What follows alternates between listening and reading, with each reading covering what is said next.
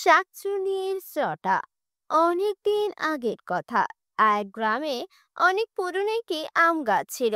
সেই গাছের নিচ দিয়ে রাতের বেলা তো দূরে থাক, ভর দুপুর বেলাতেও কেউ যেতে চাইতো না, কারণ সেই গাছে একটা দুষ্ট রাক্ষস বাস করত।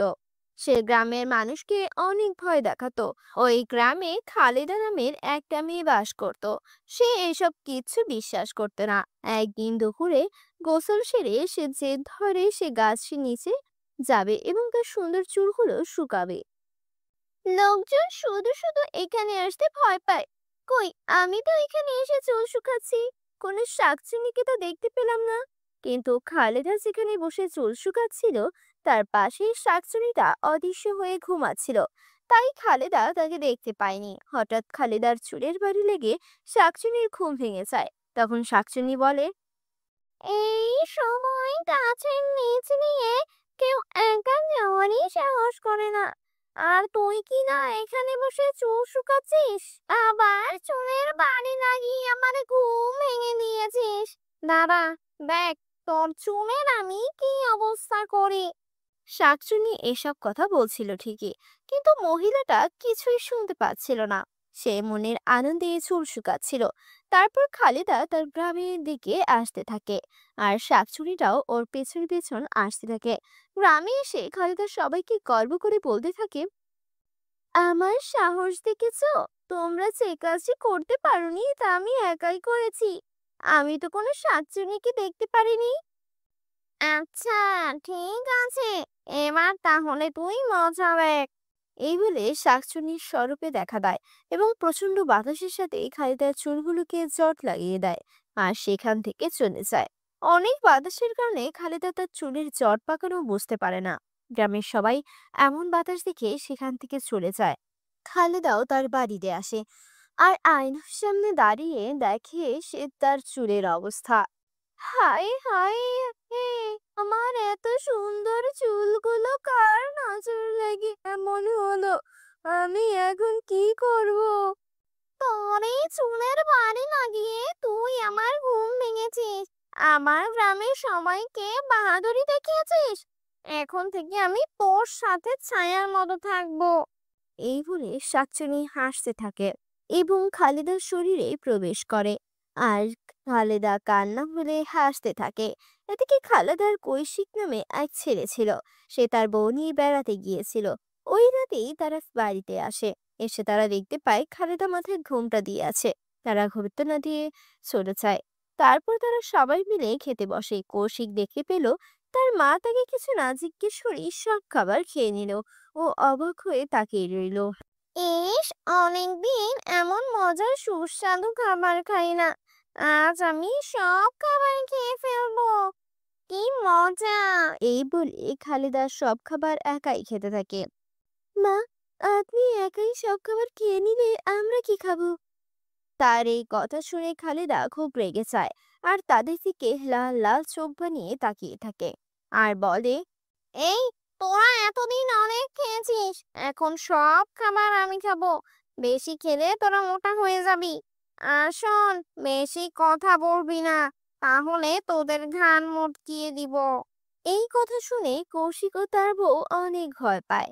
তারপর তারা শুয়ে শুয়ে ভাবতে থাকে তাদের মায়ের কি হলো। ঘুরতে যাওয়ার আগেও তো মা একেবারে ভালো ছিল, এখন মায়ের কি হলো যে এমন আচরণ করছে। এই ভেবে কৌশিক ঘুমিয়ে পড়ে। পরদিন সকালে এসে তার এক প্রতিবেশীকে জিজ্ঞেস করে সব জানতে পারে। আমরা যখন বাড়িতে ছিলাম না, তখন কি আমাদের বাড়িতে কিছু হয়েছিল? তখন প্রতিবেশী তাকে সব ঘটনা বলে, আর সেখান থেকে তাড়াতাড়ি চলে যায়। সেদিন রাতে কৌশিক তার বউকে সব ঘটনা খুলে বলে। বউ তখন মনে মনে সিদ্ধান্ত নেয়, আজ রাতে আমি শাশুড়ি মায়ের চুলের জটগুলো সব খুলে ফেলবো। তাহলেই আমাদের বাড়িতে আবার শান্তি ফিরে আসবে। রাতের বেলা সবাই ঘুমিয়ে পড়ার পর সে তার শাশুড়ির জট কাটাতে বের হলো। কিন্তু দরজা কিছুটা খুলতেই সে কিছু অদ্ভুত শব্দ শুনতে পেল। আর শব্দ আসছিল উঠোনে থাকা বড় আম গাছটা থেকে। সে লুকিয়ে দেখার চেষ্টা করলো শব্দ কোথা থেকে আসছে। তখন সে যা দেখলো তাতে তার হুঁশ উড়ে যাওয়ার উপক্রম হলো। সে দেখলো তার শাশুড়ি আম গাছের ডালে বসে পা ঝুলাচ্ছে আর হাসছে। আহ আজকে অনেকদিন পর অনেক মজার খাবার খেলাম। আজ আর বাইরে ঘুরতে যাব না, এখন ঘরে গিয়ে ঘুমাই। এই বলে রোজিনাকে তার ঘরে চলে যায়। ইস, এই বিছানাটা নরম না, এই কৌশিকটা কোনো কাজেরই না।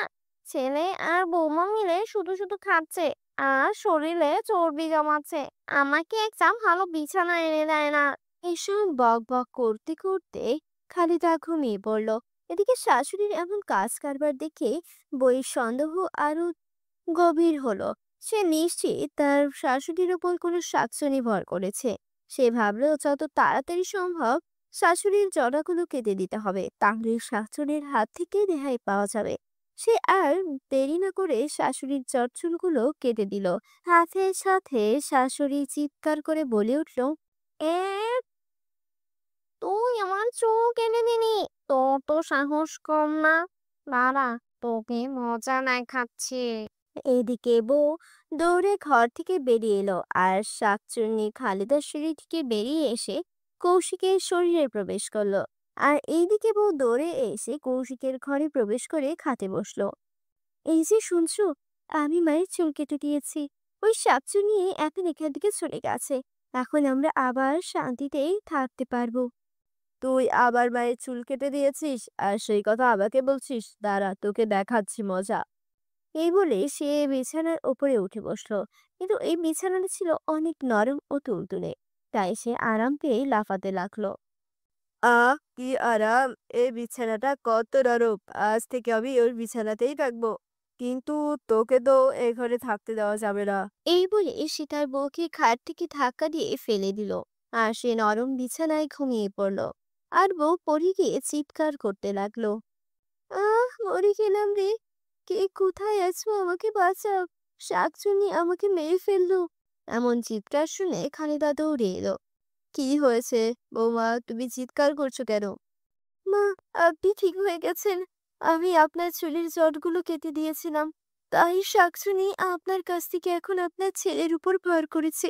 সে আমাকে ঘর থেকে ফেলে দিয়েছে আর বলেছে সে নাকি এই ঘরেই থাকবে। ঠিক আছে, আজ রাতে তুমি আমার সাথে থাকো। কাল সকালে একটা ব্যবস্থা করতে হবে। সকালে তারা একটা তান্ত্রিকের কাছে যায় আর সব খুলে বলে। অনেকদিন ধরে এই শাকচুরিটার কথা শুনছিলাম, তার ভয়ে কেউ এই এলাকায় দিয়ে যায় না। এখন তো দেখছি তোমাদের ঘরে এসে পড়েছে। ওর একটা ব্যবস্থা করতে হবে, চলো তোমাদের বাড়িতে যাই। তারপর তারা কৌশিকের ঘরে চলে আসে। এই শাকচুরি, তুই এখানে কেন এসেছিস? আমি যেই আম গাছটায় থাকতাম, এই বুড়ি সেটার নিচে গিয়ে চুল শুকাচ্ছিল। তার চুল শুকানোর জন্য আর কোনো জায়গা ছিল না। চুল নিয়ে ওর অনেক অহংকার ছিল। ওর চুলের বাড়ি লেগে আমার ঘুম ভেঙে গেছে, তাই আমি ওর সাথে এই বাড়িতে এসেছি। আমি এখানেই থাকবো, কোনোভাবেই আর যাবো না। ও, তুই তাহলে যাবি না? দাঁড়া, দেখছি তুই আর কতক্ষণ এই বাড়িতে থাকতে পারিস। এই কথা বলে রঞ্জিত কিছু মঞ্চ পড়লো এবং তাকে ঝাড়ু দিয়ে মারা শুরু করলো। আর আর মানিস না, আর মানিস না, আমি এখান থেকে চলে যাব। তান্ত্রিক ঝাড়ু পেটা বন্ধ করলো, আর সাতশুনি কৌশিকের দেহ থেকে বেরিয়ে হয়ে চলে গেল। এরপর থেকে ওই গ্রামের পাশ দিয়ে আর কেউ যেতে ভয় করতো না। তো বন্ধুরা, আজকের এই গল্পটি তোমাদের কাছে কেমন লেগেছে? গল্পটি ভালো লাগলে চ্যানেলটিকে সাবস্ক্রাইব করে দাও। মোরলের রাক্ষসী বউ। এই তো, এই অসময় তুই আমাদের ডেকেছিস কেন? তোর কি মরণের ভয় নেই? যখন তখন তুই ওদের ডাকিস, ঘর থেকে তোর খাট আলাদা করে দেব কিন্তু। না, তোমরা রাগ করো না, আমি তোমাদেরকে খুশি করব। আমাদের নাকি খুশি করবে? বেশ, তবে বল, কেন ডেকেছিস আমাদের? আমি পৃথিবীর সবচেয়ে শক্তিশালী তান্ত্রিক হতে চাই। দয়া করে তোমরা আমাকে সাহায্য করো। সব দেখে পাচ্ছি না, এই পেতনি দেরি না করে ওর খাটটা মুটকে দে তো। ওর সাহস অনেক বেড়ে গেছে। আহা, তোমরা রেগে যাচ্ছ কেন?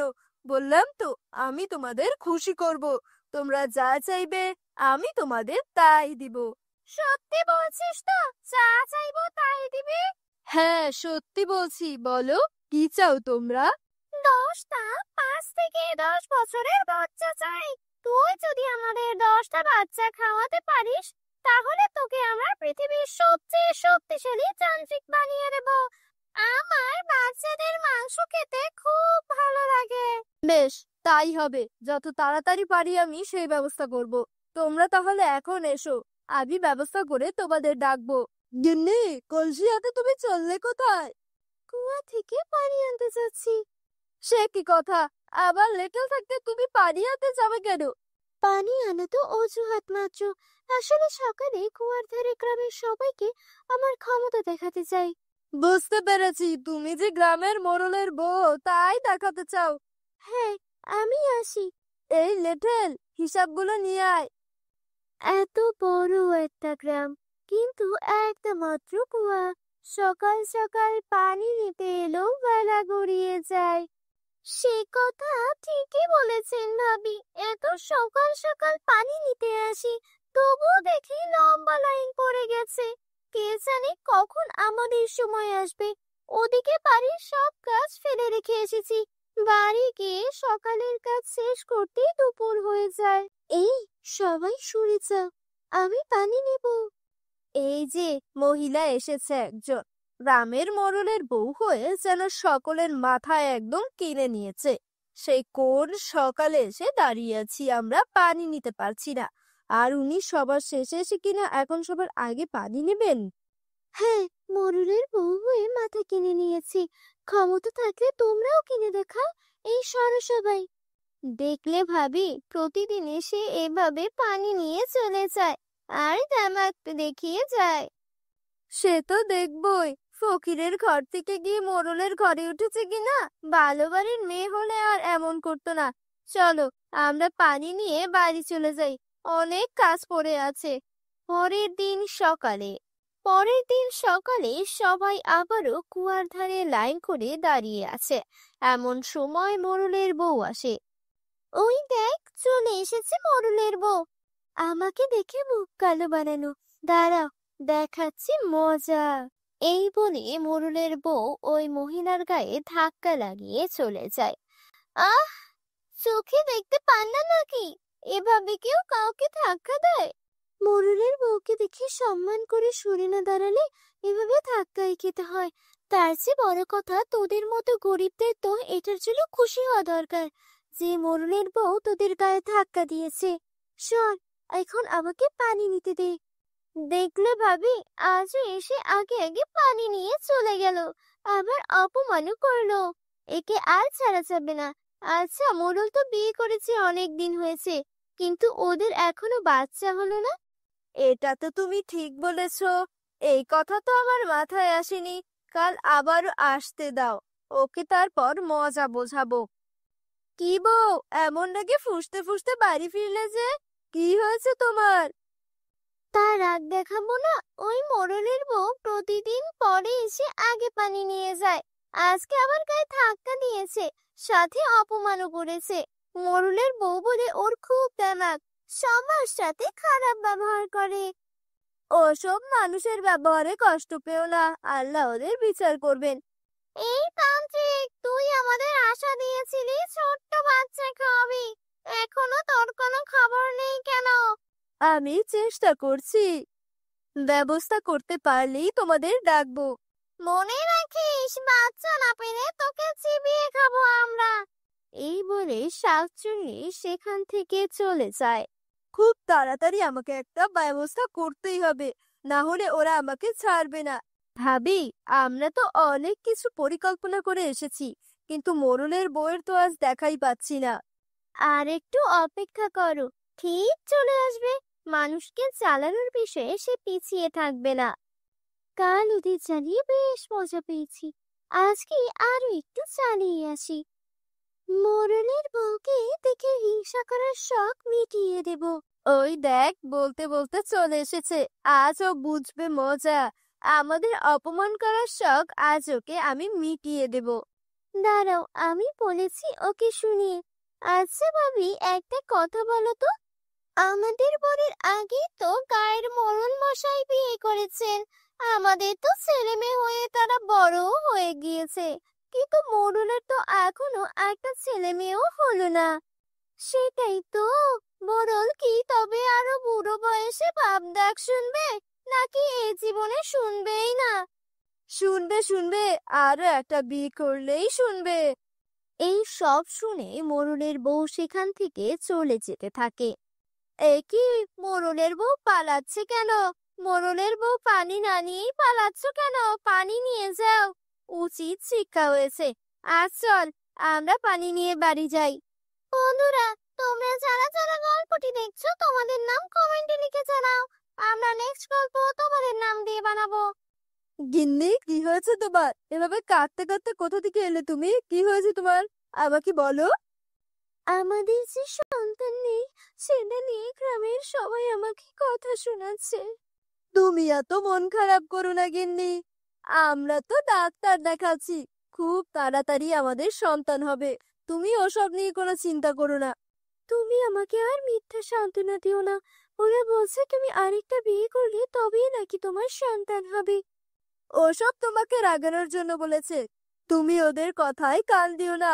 আমি তোমাকে দরকার হলে শহরে নিয়ে যাব, সেখানে সবচেয়ে বড় ডাক্তার দেখাবো। মোড়ল মশাই যদি অভয় দেন তো আমি আপনাকে একটা কথা বলতে চাই। কি কথা বলো? আপনি তো জানেন গিন্নির সন্তান হবে না, কতই তো চিকিৎসা করালেন, আর আপনারও তো বয়স বাড়ছে। আর তার চেয়ে ভালো সময় থাকতে আপনি আরেকটা বিয়ে করে নিন। তুই আমার অনেক কাছের মানুষ, তাই এ কথা শুনেও আমি তোকে কিছু বললাম না। কিন্তু আর কোনোদিনও যদি এমন কথা উচ্চারণ করিস তবে আমি তোকে দেখে নেব। আমার গিন্নিকে আমি অনেক ভালোবাসি। মাফ করবেন মোড়ল মশাই। সন্ধ্যা ধীরে ধীরে নামছে। আকাশ ঢেকে গেছে মেঘে। গরমের 1 মাস পর হঠাৎ দুপুরে বৃষ্টি নামছে। পুরো গ্রাম যেন একটা স্বস্তির নিঃশ্বাস ফেলছে। কিন্তু বৃষ্টির পর মেজাজটা মধুর অন্যরকম। গ্রামের এক প্রান্তে 3 বন্ধু, ফিরোজ আর রমেশ আর মিঠু, ছোট্ট একটা চা দোকানে বসে আছেন। একটা অদ্ভুত মেজাজ। আমি তোদের তিনজনকে চা দিয়েছি, গরম থাকতে খা, ঠান্ডা লাগলে আমাকে গাল দিবি আবার। বড় লোক, যদিও তোমার চা ঠান্ডা হলে গলা দিয়ে নামবে, কিন্তু একটু জুড়ে জুড়ে খেতে হবে। আজকে তো তোর মুখে হাসি ফোটা লাগছে। আগের কয়েকদিন ধরে তো একদম মন খারাপ লাগছিল। ভাবছিলাম আবার কোথাও ঝগড়া করলে নাকি। এমন বৃষ্টিতে গরম চা খেলে দেহ গরম থাকে। আগে তো আমি খেয়ে যেতাম, এখন ভাবতে হচ্ছে দুটো কিনবো কিনা। আমার দোকানের অবস্থা খারাপ। হঠাৎ রমেশ বলে উঠল, আচ্ছা, বিড়ির যে দাম বেড়েছে শুনেছিস তোরা? আজ বাজারে গিয়ে দেখি এক প্যাকেটে 5 টাকা বেড়েছে। কি বলিস? এত দাম বাড়লে গরিব মানুষেরা বাঁচবে কি করে? চার সাথে একটা বিড়ি, এটাই তো জীবনের শান্তি। আগে তো 10 টাকায় 3টা খেতাম, এখন একটা কিনে আরেকটার চিন্তা করতে হয়। আমার দোকানের কেন বেচার অবস্থাও খারাপ। আগে একটা খেত, এখন অর্ধেক ফুকেই রেখে দেয়। হঠাৎ সেখান থেকে মিঠু উঠে দাঁড়ায়। রমেশ বলে, কিরে ভাই, মিঠু, হঠাৎ উঠে দাঁড়ালি যে? আমি একটু পেছনে যাই, হঠাৎ ডাক পড়েছে যে আবার। বেটা, 1 কাপ চা খেয়ে ডাক পড়ে যায় তোর? আরে ভাই, চুপ কর তুই এবার। দাঁড়া, আমি পাশে জঙ্গল থেকে কাজটা সেরে আসি। এই বলে জঙ্গলের দিকে চলে যায় মিঠু। ধীরে ধীরে ঝোপঝাড়ের মধ্যে গায়েব হয়ে গেল। এদিকে ফিরোজ আর রমেশ চা খেতে খেতে গল্প করে চলল। সময় কেটে যেতেই থাকলো, কিন্তু মিঠু ফিরল না। চারিদিকে একটু নীরবতা ছিল। ফিরোজ একটা শ্বাস ফেললো আর বলল, ওরে রমেশ, বেশ কিছুক্ষণ তো হয়ে গেল, ছেলেটা এখনো আসেনি, ওর কিছু হলো নাকি আবার? আমিও ভাবছি অনেকক্ষণ ধরেই তো গেল, কিন্তু এখন আসলো না। আমার চিন্তা হচ্ছে। এত রাতে কে যায়? রমেশ, তুই এক কাজ কর, তুই একটু গিয়ে দেখে আয়। চল, এক কাজ করি, দুইজন মিলেই যাই। তারপর তারা দুজনে হাঁটতে হাঁটতে জঙ্গলের দিকে যাওয়া শুরু করলো। গাছগুলো ছায়া আরো গাঢ় হয়ে আসছিল, আর দূরে বজ্রপাতের গর্জন এক অদ্ভুত রহস্যময় পরিবেশ তৈরি করছিল। মিঠু, ও মিঠু, কিরে, কি গেলি? মিঠুর তো কোনো খোঁজ পাওয়া যাচ্ছে না, কোথায় গেল? চল আরো একটু সামনে গিয়ে দেখি। তারপর তারা সামনের ঝোপের দিকে এগিয়ে গেল। সামনে গিয়ে রমেশ বলে উঠল, দেখ ফিরোজ, সামনে কিছু একটা পড়ে আছে মনে হচ্ছে, চল সামনে গিয়ে দেখি। তারপর তারা সামনে গিয়ে দেখে মিঠুর নিথর দেহ পড়ে আছে। তারা দুইজনেই অবাক হয়ে দাঁড়িয়ে যায়। তাদের দুইজনের গায়ে কাঁটা দিয়ে উঠে। রমেশ বলে উঠল, একে মিঠুর অবস্থা, এই অবস্থা হলো কি করে? মনে হচ্ছে মরে গেছে। তখন ঝোপের মধ্যে থেকে কি যেন একটা নড়ে উঠে আর অদ্ভুত এক শব্দ করে ওঠে। ব্যাপারটা সুবিধার লাগছে না রে রমেশ, মনে হচ্ছে ঝোপের মধ্যে কিছু একটা আছে, কোনো ভয়ানক জীবজন্তু হতে পারে, চল এখান থেকে।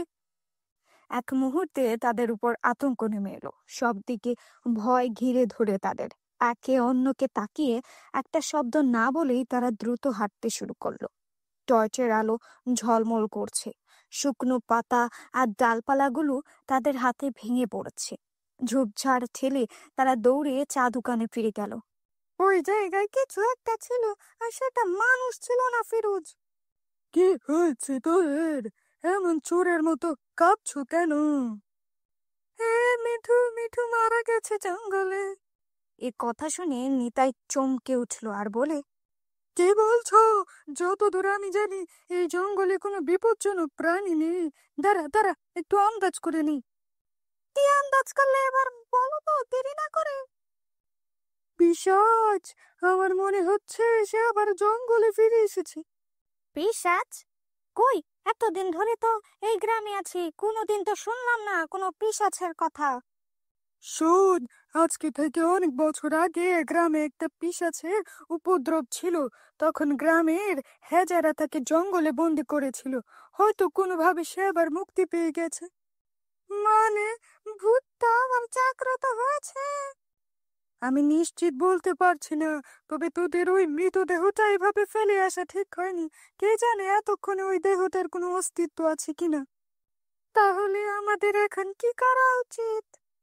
চল, আমি আছি সাথে। আমাদের এখনই যেতে হবে জঙ্গলে। রমেশ, আমার দোকান থেকে কেরোসিন নিয়ে আসিস সাথে করে। তারপর তারা তিনজন মানুষ মশাল হাতে নিয়ে ধীরে ধীরে অন্ধকার বনের দিকে হাঁটছে। আগুনের আলোয় তাদের ঘামান্ত মুখ স্পষ্ট দেখা যাচ্ছিল। তাদের চোখ পূর্ণ ছিল উত্তেজনায় ভরা। হাঁটার গতি ধীরে হলেও বুকের সংখ্যা একটি ছায়া দৌড়াচ্ছিল। চারিদিকে নীরবতা আর শব্দের মধ্যে তাদের মুখে একটা আটকে থাকা ভয় স্পষ্ট দেখা যাচ্ছিল, যা তারা লুকানোর চেষ্টা করছিল, কিন্তু টর্চের আলো সেটাকে অন্ধকারে ঢেকে রেখেছিল। হেঁটে হেঁটে একসময় তারা জঙ্গলের মধ্যে থাকা মিঠুর লাশের কাছে পৌঁছলো। ওই তো, ওই তো, ওই তো মিঠুর লাশ! হঠাৎ ঝোপঝাড় থেকে জোরালো গর্জনে কিছু বেরিয়ে এলো। লাল চোখ, বিকৃত মূর্তি, একটা পিশাচ। পেছনে সর, এখনই কিছু একটা করতে হবে। এই যেন রমেশ মশাল তেল দেওয়ার পরে যে বাড়তি কিছু তেল ছিল, ওইটা এক পাশে গোল করে ঢেলে দে তো। কেন নিতাইদা, এখানে তেল ঢেলে কি হবে? যা বলছি তাই কর, এত প্রশ্ন করিস কেন? নিতাইয়ের কথায় রমেশ তার কাছে থাকা তেল গুল করে ঢাললো। এদিকে পিচাস সামনের দিকে এগিয়ে আসছিল। এই শোন, তোরা আমার সাথে সাথে থাক। যে করেই হোক এই পিশাচকে এই কেরোসিনের বলের মধ্যে আনতেই হবে। এইদিকে পিশাচ সামনের দিকে এগিয়ে আসছে। যেই না পিশাচ কেরোসিনের বলের কাছে আসলো, তখনই ফিরোজ আর রমেশ তাদের হাতে থাকা মশালটি কেরোসিনের বলের মধ্যে ছুঁড়ে ফেলল। আর পিশাচের চারপাশে আগুন জ্বলতে থাকলো। আগুনটির ভেতরেই গর্জন শুরু করছে পিশাচ। আমি ছাড়বো না, আমি ছাড়বো না, আমি আবার ছেড়ব। সে গর্জন করে আগুন থেকে বেরিয়ে আসার চেষ্টা করে, কিন্তু আগুনের অদৃশ্য শক্তি তাকে আটকে রেখেছে। পুরো জঙ্গলে আগুনের জ্বলন্ত গন্ধ ছড়িয়ে পড়েছিল। মনে হচ্ছিল দূরে কোথাও হঠাৎ একটা গুঞ্জন উঠল, যেন 100 বছরের পুরনো গাছ ঢলে পড়ল। পিশাচের কাদার আওয়াজ ধীরে ধীরে মলিন হয়ে গেল। তিনজনেই ওখানে নিস্তব্ধ হয়ে দাঁড়িয়েছিল। মনে হলো কিছুক্ষণের জন্য রাতের নীরবতা ফিরে এলো, আর পেছনে পড়ে থাকলো শুধু জ্বলে যাওয়া মশাল আর কেরোসিনের পড়া গন্ধ। আর একটা অদ্ভুত কাঁচা তেলার ধোঁয়ার গন্ধ বাতাসে ভেসে বেড়াচ্ছিল। তারা তিনজন জঙ্গল থেকে বেরিয়ে আসে, আর জঙ্গলের গভীরে পড়ে থাকে এক অভিশপ্ত অতীত। এটা আবারও ফিরে আসতে পারে যদি কেউ ভুল করে তার ঘুম ভাঙায়। বন্ধুরা, আজকের গল্পটা তোমাদের কেমন লেগেছে কমেন্ট করে জানিও, আর অবশ্যই লাইক দিও, শেয়ার করো, সাবস্ক্রাইব করো, আর আমাদের সাথে থাকো। পরের গল্পে দেখা হবে।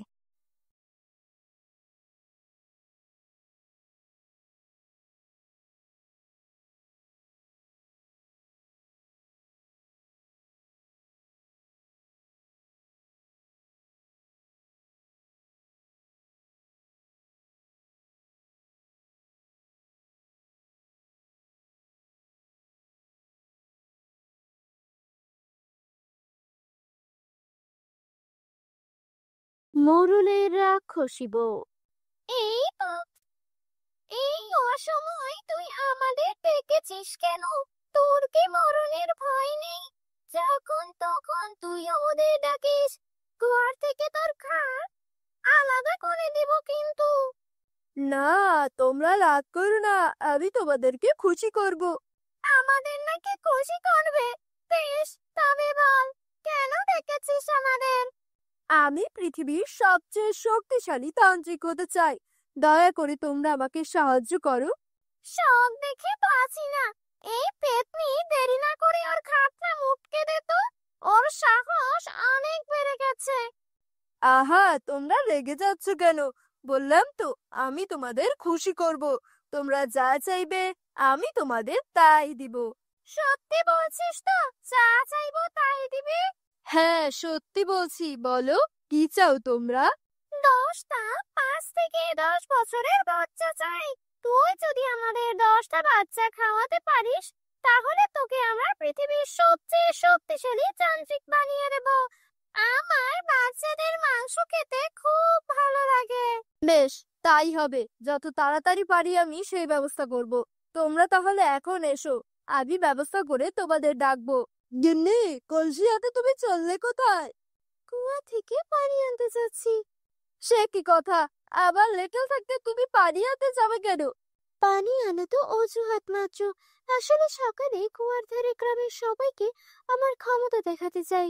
বুঝতে পেরেছি, তুমি যে গ্রামের মোড়লের বউ তাই দেখাতে চাও। হ্যাঁ, আমি আসি। এই লেটেল, হিসাবগুলো নিয়ে আয়।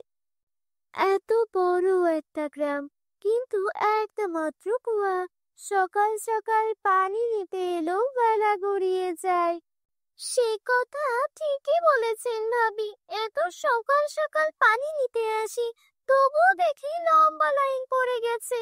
কে জানে কখন আমাদের সময় আসবে। ওদিকে বাড়ির সব কাজ ফেলে রেখে এসেছি। বাড়ি গিয়ে সকালের কাজ শেষ করতেই দুপুর হয়ে যায়। এই, সবাই সরে যাও, আমি পানি নেব।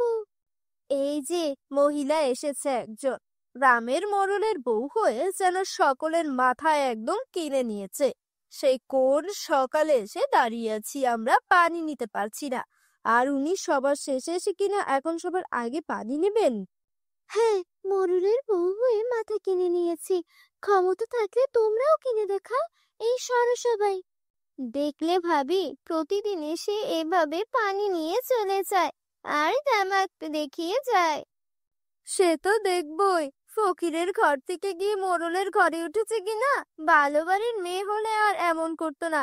চলো, আমরা পানি নিয়ে বাড়ি চলে যাই, অনেক কাজ পড়ে আছে। পরের দিন সকালে সবাই আবারও কুয়ার ধারে লাইন করে দাঁড়িয়ে আছে। এমন সময় মোরলের বউ আসে। ওই দেখ, চলে এসেছে মোরলের বউ। আমাকে দেখে মুখ কালো বানানো। দাঁড়াও, দেখাচ্ছি মজা। এই বলে মোরলের বউ ওই মহিলার গায়ে ধাক্কা লাগিয়ে চলে যায়। আহ, চোখে দেখতে পান না নাকি? এভাবে কেউ কাউকে ধাক্কা দেয়? মোরলের বউকে দেখে সম্মান করে সরে না দাঁড়ালে এভাবে ধাক্কাই খেতে হয়। তার চেয়ে বড় কথা, তোদের মতো গরিবদের তো এটার জন্য খুশি হওয়া দরকার যে মোরলের বউ তোদের গায়ে ধাক্কা দিয়েছে। শোন, এখন আমাকে পানি নিতে দে। দেখলে ভাবি, আজও এসে আগে আগে পানি নিয়ে চলে গেল, আবার অপমানও করলো। একে আর ছাড়া যাবে না। আচ্ছা, মোড়ল তো বিয়ে করেছে অনেক দিন হয়েছে, কিন্তু ওদের এখনো বাচ্চা হলো না। এটা তো তুমি ঠিক বলেছ। এই কথা তো আমার মাথায় আসেনি। কাল আবারও আসতে দাও, ওকে তারপর মজা বোঝাবো। কি বউ, এমন নাকি ফুঁসতে ফুঁসতে বাড়ি ফিরলে যে? কি হয়েছে তোমার? তার রাগ দেখাবো না? ওই মোড়লের বউ প্রতিদিন পরে এসে আগে পানি নিয়ে যায়। আজকে আবার গায়ে ধাক্কা দিয়েছে, সাথে অপমানও করেছে। মোড়লের বউ বলে ওর খুব দেমাক, সবার সাথে খারাপ ব্যবহার করে। ওসব মানুষের ব্যবহারে কষ্ট পেও না, আল্লাহ ওদের বিচার করবেন। এই তান্ত্রিক, তুই আমাদের আশা দিয়েছিলি ছোট্ট বাচ্চা খাওয়াবি, এখনো তোর কোনো খবর নেই কেন? আমি চেষ্টা করছি, ব্যবস্থা করতে পারলেই তোমাদের ডাকবো। মনে রাখিস, বাচ্চা না পেলে তোকে চিবিয়ে খাবো আমরা। এই বলে শাকচুন্নি সেখান থেকে চলে যায়। খুব তাড়াতাড়ি আমাকে একটা ব্যবস্থা করতেই হবে, না হলে ওরা আমাকে ছাড়বে না। ভাবি, আমরা তো অনেক কিছু পরিকল্পনা করে এসেছি, কিন্তু মোড়লের বউয়ের তো আজ দেখাই পাচ্ছি না। আর একটু অপেক্ষা করো, ঠিক চলে আসবে। মানুষকে চালানোর বিষয়ে সে পিছিয়ে থাকবে না। কাল ওদের চালিয়ে বেশ মজা পেয়েছি, আজকে আরো একটু চালিয়ে আসি। মোড়লের বউকে দেখে হিংসা করার শখ মিটিয়ে দেব। ওই দেখ, বলতে বলতে চলে এসেছে। আজও বুঝবে মজা। আমাদের অপমান করার শখ আজ ওকে আমি মিটিয়ে দেব। দাঁড়াও, আমি বলেছি ওকে শুনিয়ে। আচ্ছা ভাবি, একটা কথা বলো তো, আমাদের বরের আগে তো গায়ের মোড়ল মশাই বিয়ে করেছেন। আমাদের তো ছেলে মেয়ে হয়ে তারা বড়ও হয়ে গিয়েছে, কিন্তু মোড়লের তো এখনো একটা ছেলে মেয়েও হলো না। সেটাই তো, মোড়ল কি তবে আরো বুড়ো বয়সে বাপ ডাক শুনবে, নাকি এ জীবনে শুনবেই না? শুনবে শুনবে, আরো একটা বিয়ে করলেই শুনবে। এই সব শুনে মোড়লের বউ সেখান থেকে চলে যেতে থাকে। কি, মোড়লের বউ পালাচ্ছে কেন? মোড়লের বউ পানি না নিয়েই পালাচ্ছ কেন? পানি নিয়ে যাও, উচিত শিক্ষা হয়েছে। আজ চল, আমরা পানি নিয়ে বাড়ি যাই। বন্ধুরা, তোমরা যারা যারা গল্পটি দেখছো, তোমাদের নাম কমেন্টে লিখে জানাও। আমরা নেক্সট গল্প তোমাদের নাম দিয়ে বানাবো। গিন্নি, কি হয়েছে তোমার? এভাবে কাঁদতে কাঁদতে কোথা থেকে এলে তুমি? কি হয়েছে তোমার, আমাকে বলো। আমাদের যে সন্তান নেই, সেটা নিয়ে গ্রামের সবাই আমাকে কথা শোনাচ্ছে। তুমি এত মন খারাপ করো না গিন্নি, আমরা তো ডাক্তার দেখাচ্ছি, খুব তাড়াতাড়ি আমাদের সন্তান হবে। তুমি ওসব নিয়ে কোনো চিন্তা করো না। তুমি আমাকে আর মিথ্যা সান্ত্বনা দিও না। ওরা বলছে তুমি আরেকটা বিয়ে করলে তবেই নাকি তোমার সন্তান হবে। ওসব তোমাকে রাগানোর জন্য বলেছে। তুমি ওদের কথায় কান দিও না। আমি তোমাকে দরকার হলে শহরে নিয়ে যাব, সেখানে সবচেয়ে বড় ডাক্তার দেখাবো। মোড়ল মশাই যদি অভয় দেন, তো আমি আপনাকে একটা কথা বলতে চাই। কি কথা বলো? আপনি তো জানেন গিন্নির সন্তান হবে না, কতই তো চিকিৎসা করালেন, আর আপনারও তো বয়স বাড়ছে। আর তার চেয়ে ভালো সময় থাকতে আপনি আরেকটা বিয়ে করে নিন। তুই আমার অনেক কাছের মানুষ, তাই এ কথা শুনেও আমি তোকে কিছু বললাম না। কিন্তু আর কোনোদিনও যদি এমন কথা উচ্চারণ করিস, তবে আমি তোকে দেখে নেব। আমার গিন্নিকে আমি অনেক ভালোবাসি। মাফ করবেন মোড়ল মশাই। পরদিন সকালে গ্রামের মহিলারা আবার পানি আনতে যাচ্ছে। কাল মোড়লের বউকে অপমানের শোধ দিতে পেরে খুব মজা লেগেছে। যদি আজ আবার আসে, তবে আজকেও তাকে অপমান করব। ঠিক আছে, চলো। কই, সে তো আর এলো না। কাজে অপমান হয়েছে, আসবে কি করে? তা যা বলেছ, তবে সে না আসলেও আমরা যাব।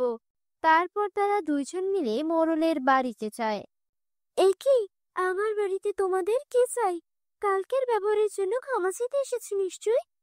ক্ষমা চাইতে কেন আসবো? আমরা কি ভুল কিছু বলেছি? আমরা তো এসেছি আপনাকে দেখতে। এসে মোড়লের বউ প্রতিদিন আসে, সে আজ এলো না, কিছু হলো কিনা তাই দেখতে এলাম। আমি তো ভাবলাম একদিনে আবার মা হয়ে গেল কিনা, তা আসি। আপনি তো দেখি ঠিকই আছেন। এই চল। গিন্নি, ওরা এসেছিল কেন? আর তুমি এভাবে কাঁদছো কেন? ওরা কাল ওখানে অপমান করেও থামেনি। আজ বাড়িতে এসে আবারও আমাকে অপমান করে গেছে। এই অপমান আমি আর সহ্য করতে পারছি না। তুমি কিছু কর, না হলে আমাকে আর বাঁচাতে পারবে না। ঠিক আছে, দেখি কি করা যায়, তুমি ঘরে যাও। তারপর মোড়ল মন খারাপ করে বসে থাকে। তখন লিটল বলে, মোড়ল মশাই, আমি একজন তান্ত্রিকের খোঁজ জানি, অনেক বড় তান্ত্রিক, অনেক অসাধ্য সে সাধন করতে জানে। আপনি একবার গিন্নিমাকে নিয়ে তার সাথে দেখা করে আসুন। ঠিক আছে, তবে তাই করব। কালই সেখানে যাব আমরা। গিন্নি, তুমি আর কেঁদো না, আমরা কাল তান্ত্রিকের কাছে যাব। দেখবে আমাদের সব সমস্যার সমাধান হয়ে যাবে। পরদিন ভোরবেলা মোড়ল তার বউকে নিয়ে তান্ত্রিকের কাছে যায়। বল, কি সমস্যা তোদের? আমাদের বিয়ে হয়েছে অনেক বছর, কিন্তু আমাদের কোনো সন্তান হয় না। আমরা একটা সন্তান চাই। হ্যাঁ বাবা, দয়া করুন, আমাদের একটা সন্তান চাই।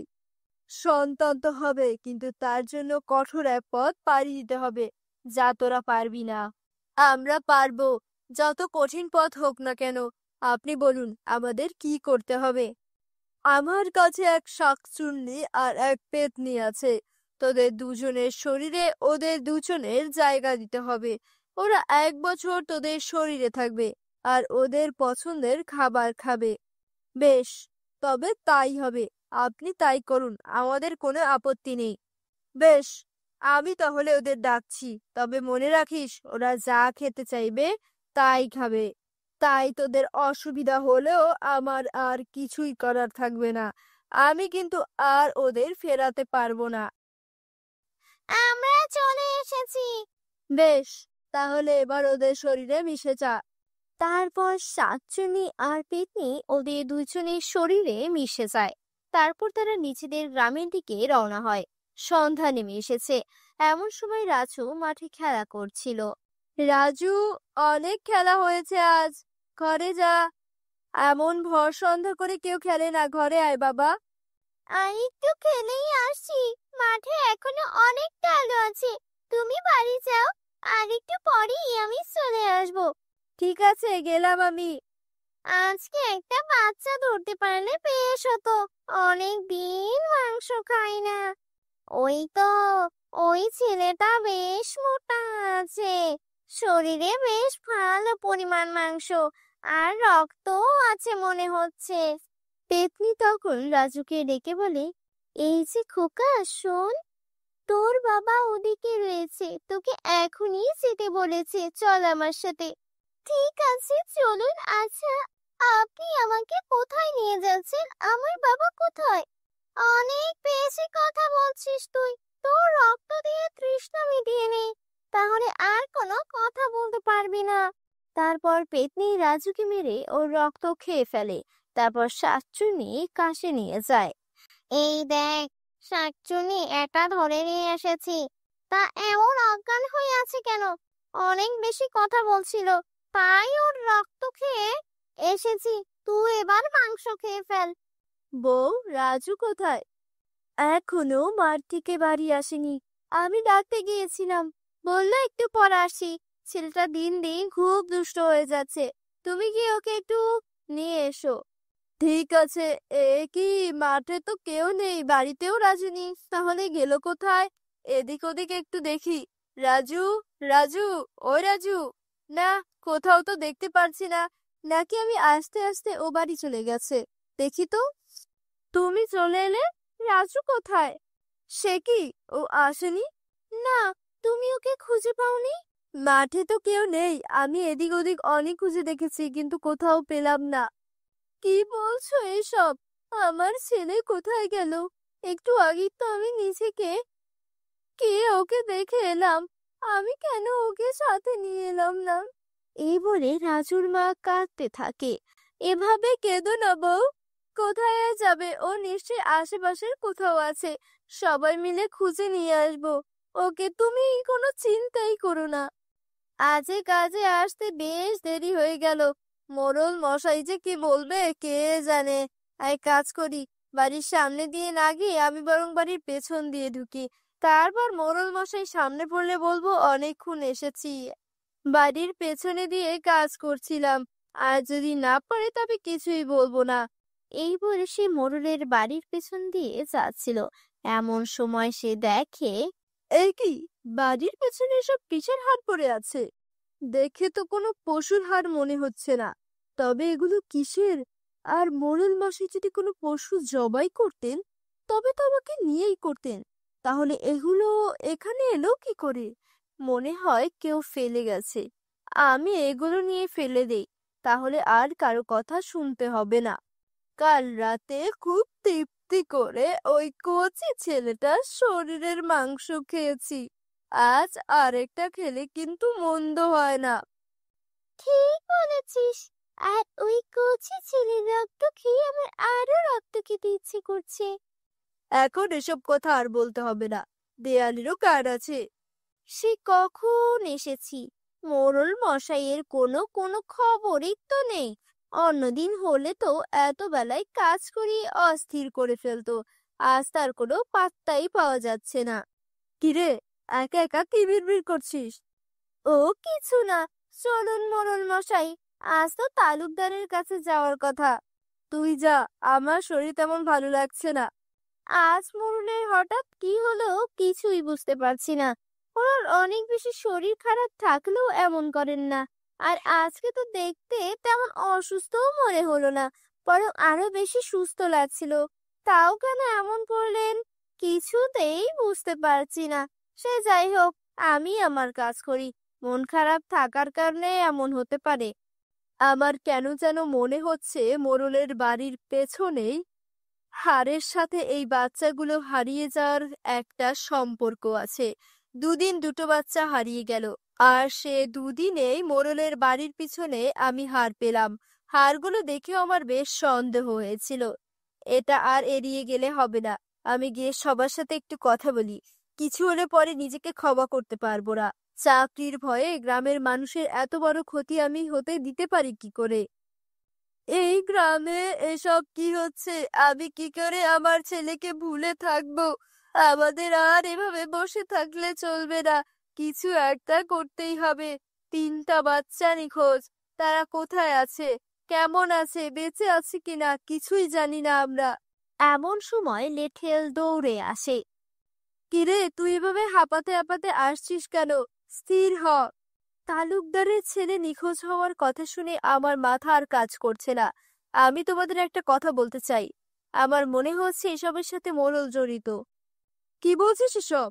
হ্যাঁ, ঠিকই বলছি আমি। দুদিন দুটো বাচ্চা নিখোঁজ হয়েছে, আর এই 2 দিনেই আমি মোড়লের ঘরের পিছনে অনেক হার পেয়েছি। সেই সাথে আমি মোড়লের অনেক পরিবর্তন খেয়াল করেছি। বলিস কি? এখনই চলো, সবাই দেখি কি অবস্থা। সবাই তখন মোড়লের বাড়ির পেছনে যায়। আরে সত্যি তো, আজও এখানে হাড় পড়ে আছে। তার মানে এদের সন্তান নাই বলে গ্রামের সবার সন্তান খাওয়া শুরু করেছে। চলো, আজ ওদের ছাড়বো না। তখন সবাই মিলে মোড়ল আর তার বউকে ধরে। এই গ্রামে তোদের কোনো জায়গা হবে না। বেরিয়ে যা তোরা। আর যদি কোনোদিন এই গ্রামে তোদের দেখি তাহলে সেদিন তোদের মেরে ফেলবো। আমরা তো বুঝতে পারছি, কিন্তু আমাদের সাথে শাকচুনি আর পেতনি আছে। ওরা এই কাজগুলো করেছে। তাহলে এবার আমরা কি করব? তান্ত্রিকের কাছে চলো, দেখি কোনো উপায় করা যায় কিনা। কিরে, তোরা এখনো এসেছিস কেন? তোদের তো 1 বছর পর আসার কথা। বাবা, আপনার শাকচুনি আর পেতনি 3জন বাচ্চাকে খেয়ে ফেলেছে। আর গ্রামের লোকেরা আমাদের মেরে গ্রাম থেকে তাড়িয়ে দিয়েছে। আমাদের সন্তান চাই না। আপনি ওদের ফিরিয়ে নিন। না না না, তা হবে না। না না, তা হবে না। আমি তো আগেই বলেছিলাম, একবার দিয়ে দিলে আর সম্ভব না। এখন উপায় কি আমাদের? তান্ত্রিক তো কোনো উপায় বলে দিল না। এবার তাহলে আমাদের কি হবে? আমরা যেখানেই থাকি ওরা আমাদের দিয়ে মানুষ মারবে। নিজেদের সন্তানের লোভে আমরা অনেক বড় ভুল সিদ্ধান্ত দিয়ে ফেলেছি। তাই এর মাসুল এখন আমাদের দিতে হবে। কি বলছো তুমি? এসব আমরা কি করব তাহলে? এখন শাকচুনি আর পেতনিকে বলবো আমাদের খেয়ে ফেলতে। তাহলে ওরা আমাদের ব্যবহার করে মানুষের ক্ষতি করতে পারবে না। আমরা আমাদের লোভের মাসুল দেব। তুমি আমার জন্য জীবনে অনেক কিছু করেছো, তাই তুমি যা বলছো তাই হবে। এখন সন্ধ্যা নেমে এসেছে, চলো লুকিয়ে আমাদের বাড়িতে যাই। জীবনের শেষ নিঃশ্বাস ওখানেই ত্যাগ করব। কি রে, তোরা আমাদের ডেকেছিস কেন? আমরা চাই তোমরা আমাদের দুজনকে খেয়ে তারপর অন্যদের খাও। বলিস কি? তাহলে আর দেরি কেন? চল শাকচুন্নি, আর দেরি না করে ওদের খেয়ে নে। কচি মাংস খেয়ে খেয়ে মুখ পাঞ্চি হয়ে গেছে।